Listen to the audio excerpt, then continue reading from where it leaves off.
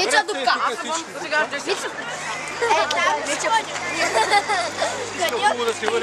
Меча. Вижте, меча.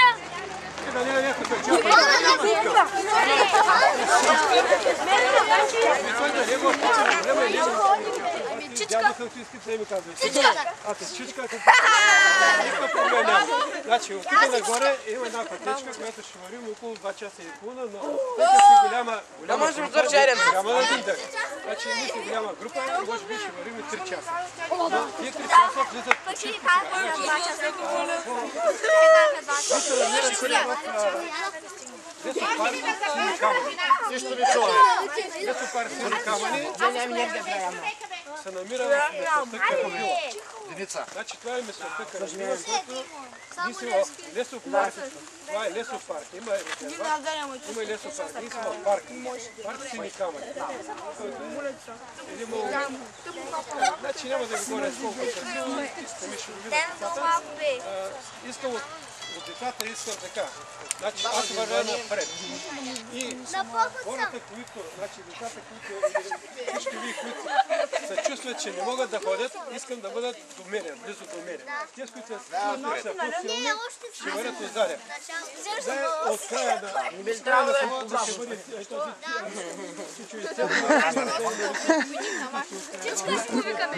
Чичка му викайте, той ще бъде зад него, зад този човек. Никой дете без негово знание да остава. Пред него да няма никой. Така, вървим по пътечката, която е маркирана. Там има марка, нали? Значи марка това е производителност от боя или на земята, или на дървото. Има марка. И жълто и зелено мисля. Значи маркировка. Жълто и зелено. Значи винаги ги има на тези дървета. Ако някой иска да отиде, нали, да кажем от туалета, гората. Спирате, казвате, и се връщате пак. Ако случайно не се заблудите, искам да направите така. Ако влезете в гората и не намерите марка, или не виждате такъв знак, идвате из гората, като се загубите, нещо се объркате. Излизате на пътеката, няма да нищо да правите. Излизате на пътеката и стоите там. Единственото това е скала това. Загубите ли са, връщате и ще намерите. Няма да правите животно няма животни, които да опашат. Тук освен някои миналата година на 3 марта имаше специално.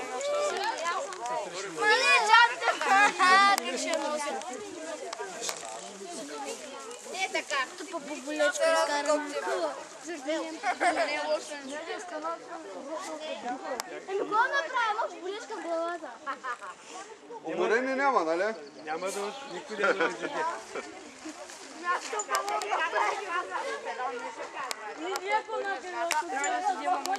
Нека да си изяде там вече тогава. Те бързат да вадат да. Дядо ти, ти каза.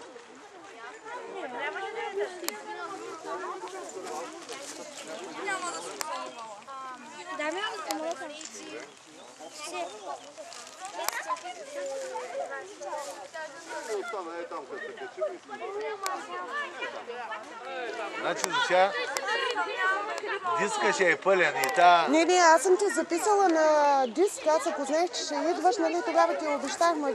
Питах Милко, кои ще идват? Ай, ти може ли да го вкараш на същия диск? Не, вече, аз съм го приключила. Приключила. Нищо, ще запиша на друг. Добре. Като идват във вторника, ще го прата по Милко. Те по принцип Иван и Милко във вторника се събират и идват, нали. Ще ги питам дали ще идват този следващия вторник и ще го прата. Ще ги прата и двата. Що да не? Я ще вас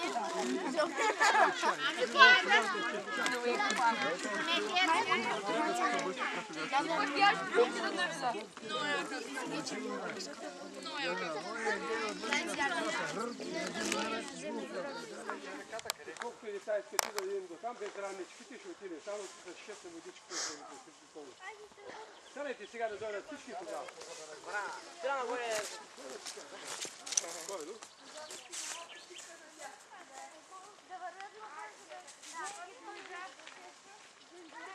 Айде, преди снимка, по-вземи. Да, бъчвата е Архангел. Ай, това е бъчвата, първото. Значи първото е, мисля, че, сега да те излъжа, Архангела, А пък другото е бъчвата. другото е бъчвата. Защото сега от тук, на 5 минути път, е заслончено. Ще аз ще им да го видя. Нека събера всички деца, който иска да... Значи е по тази пътечка, се отива до Конгреса. И от тук нагоре има пътека за Архангела. И оттам се отива горе. Ако вие решите, ама айде бъдете. Не, заедно ще вървим. Друг път ще дойдем само ние по-така. Ама ние ще отидем до там и ще видиш пътеката къде продължава. Доста е така стръмно нагоре, ама няма да го намерите той, което и трябва, ще ви заведа, където и там образа на Архангел Михаил, не знам колко. То е интересното, нали? Да, то е интересно него да види. То друго един каманак само.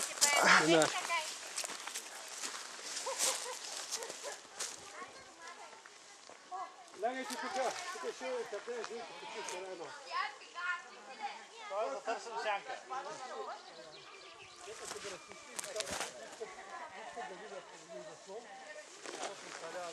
Е, тук на 5 минути път няма. По тази пътечка. Ние ще ходим нагоре. Път искаме да сложим водичка, там има вода. Без ранички, който иска да дойде. Нека да лягайте, чувайте. Кои сте половин час, който иска, ама мога да се изпътели, гледайте, мога да е също сянката.